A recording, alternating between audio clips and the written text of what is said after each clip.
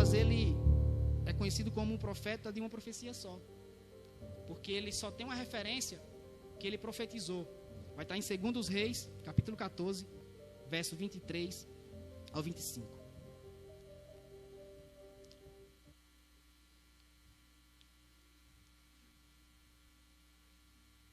No 15º ano do reinado de Amazias, filho de Joás, rei de Judá, Jeroboão, filho de Jeoás, rei de Israel, tornou-se rei em Samaria e reinou 41 anos. Ele fez o que o Senhor reprova e não se desviou de nenhum dos pecados de Jeroboão, filho de Nebate, levava Israel a cometer. Foi ele que estabeleceu as fronteiras de Israel, desde Lebo-Amate até o mar de Arabá, conforme a palavra do Senhor, Deus de Israel, anunciada pelo seu servo Jonas, filho de Amitai, profeta de Get-Ef. Então, Jonas foi o profeta de uma mensagem só. E a partir daqui vamos entender o porquê que Jonas quis fugir. Temos já esse certo preconceito que quando vamos ouvir a história de Jonas, meteu o pau em Jonas. Isso é um rebelde, desobediente, fugiu. Mas você não tem noção do que ele iria enfrentar, que levou ele a fugir. Então você vai perceber que hoje Jonas é bem parecido comigo e com você. Você nem imagina. O primeiro motivo é porque Jonas sabia que Deus era piedoso. No capítulo 4 de Jonas você vai ver. Ele sabia que quando a pessoa está contrito de coração, Deus ele volta atrás e fala assim, ele realmente se arrependeu. Então, ele, para não perder a boa fama de um pregador de prosperidade, porque ele profetizou o restabelecimento das portas da cidade, e agora ele ficou naquela, eu vou pregar agora juízo. O que vão falar de mim?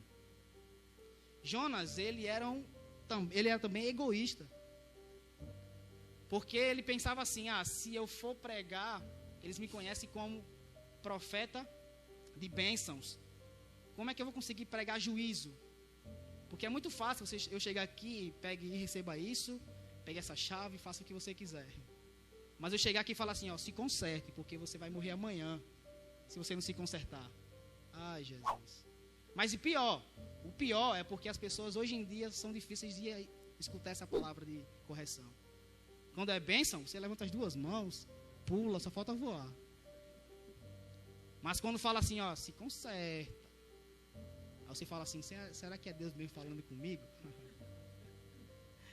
Então Jonas, ele tinha primeiro esse conceito, que sabia que Deus ele podia voltar atrás.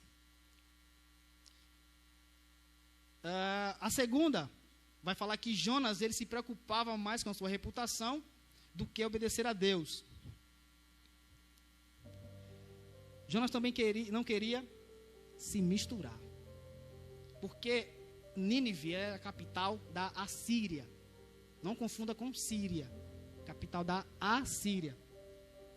Essa capital era de um povo muito cruel, e era um povo que só não conseguia destruir Israel. Se você fazer uma pesquisa rápida no Google, as regiões que a Síria tomou de conta, o Egito, a região aquela ali, a grande parte do mapa, só não Israel. Então Israel era o inimigo número 1 dos assírios. Então imagina só, você agora pregar para um povo que é o seu inimigo. Mas na frente vamos ver que esse povo não era nada bonzinho. Então Jonas tem essa responsabilidade de agora ir lá, mas não apenas porque estava com medo, mas porque ele também não queria se misturar. Quando você está no seu trabalho, na escola, e fala assim, eu não me misturo não, porque esse povo só fala palavrão, fala isso, fala aquilo, e eu não vou me misturar. E usa, infelizmente, até a Bíblia como base, né? Salmos 1, que não se assenteis na roda dos escarnecedores. Mas vamos ver um pouquinho sobre isso? Abra aí Salmos, no capítulo 1, versículo 1.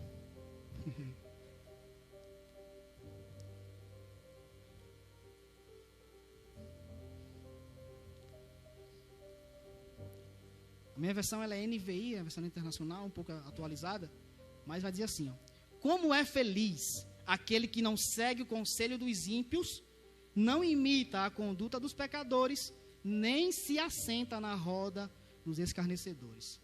Irmãos, preste atenção, não confunda você pegar uma cadeira e se sentar com o que o salmista está falando aqui. Se assentar aqui é você se acomodar. Vamos lá. Como é feliz aquele que não segue o conselho. Opa, você ouve um conselho de um ímpio. Agora você começa a imitar a sua conduta. E além de imitar a sua conduta, você agora faz parte deles. Além de você ouvir o que eles falaram de mal, vocês passam a admirá-lo. E nessa admiração você começa também a se prostituir, começa a mentir. Isso é se assentar. Não está falando de você ter um convívio com as pessoas que não são cristãs.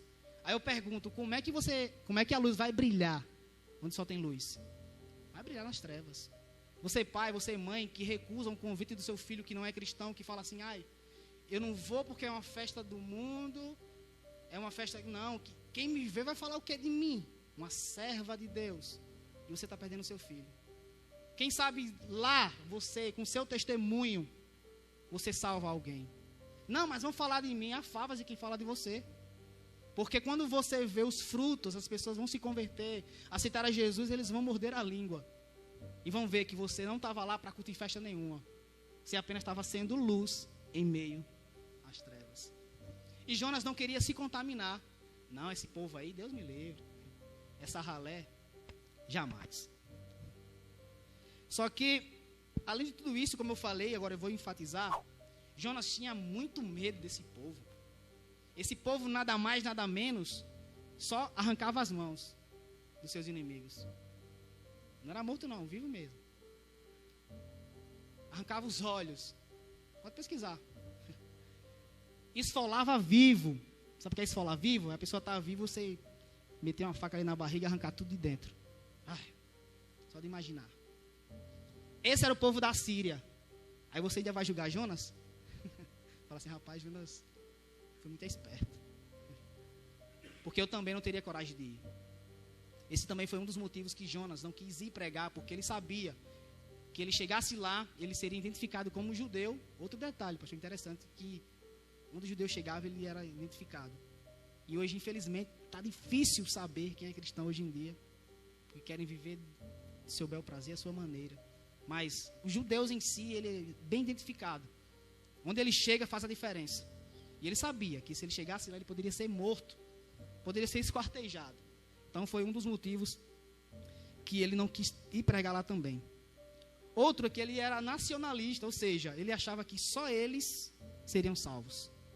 Não, que infelizmente muitas pessoas do mundo nos julgam por isso. Ah, só quer ser o que não é. Eles só dizem que só eles que serão salvos. Porque justamente, Jonas, será que parece comigo com você? Às vezes nos sentimos tão santo. Parecemos um Deus que achamos que o nosso inimigo, ou aquele que fala mal de mim ou de nós, não merece salvação. E o tema da lição da EBD era Deus ama quem você detesta.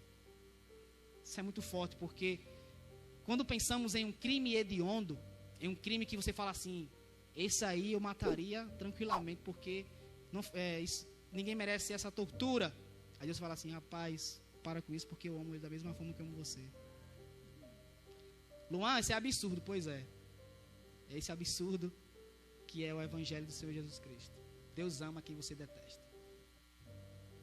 Deus ama quem você odeia, porque Ele tem prazer naquele que se arrepende. Esse é o detalhe. Deus, Ele odeia, Ele aborrece. Tem textos que falam que Deus, Ele odeia o pecador, mas o pecador que ama viver na prática. Mas quando esse pecador, que é assim como aconteceu com a Síria, se arrependeu, Deus, Ele não destruiu. Então quando você pensar e olhar para alguém, esse não merece, para e pensa, fala assim, será que eu merecia também? Jonas, ele não parou para pensar se ele também merecia ser salvo, porque ele estava tão cego no seu egoísmo, que preferiu fugir do que ir cumprir a ordem de Deus. Outro motivo que Jonas também quis fugir, interessante que é contemporâneo de 2 profetas menores, Oséias e Amós. Então ele pensou assim, opa, vou pegar meus panos de bunda, como diz a história, né? Vou fugir daqui. Deus vai usar quem Ele quiser. Tem Oséias, tem Amós lá, então Ele pode usar. Parece comigo com você demais, porque quando Deus fala assim, ó, Luan, faz isso, aí você fala assim, ah, Senhor, isso não é muito pesado, vou não, usa fulano. Você insiste em fugir, foge, acha que está fugindo, né? Mas quando Deus fala assim, opa, não tem como fugir agora, tem muitas pessoas para Deus usar, mas se foi com você que Ele falou, foi com você que Ele falou. Então nessa noite que venhamos entender que quando Deus, Ele dá uma palavra para você, não procura colocar na responsabilidade de ninguém, foi para você que Ele deu. O pastor, ele é o anjo da igreja e fala assim, ó, vem cá, me ajuda nesse sentido aqui. Você fala, não, pastor, eu não tenho capacidade, eu não posso, eu trabalho, eu faço curso, eu. Aí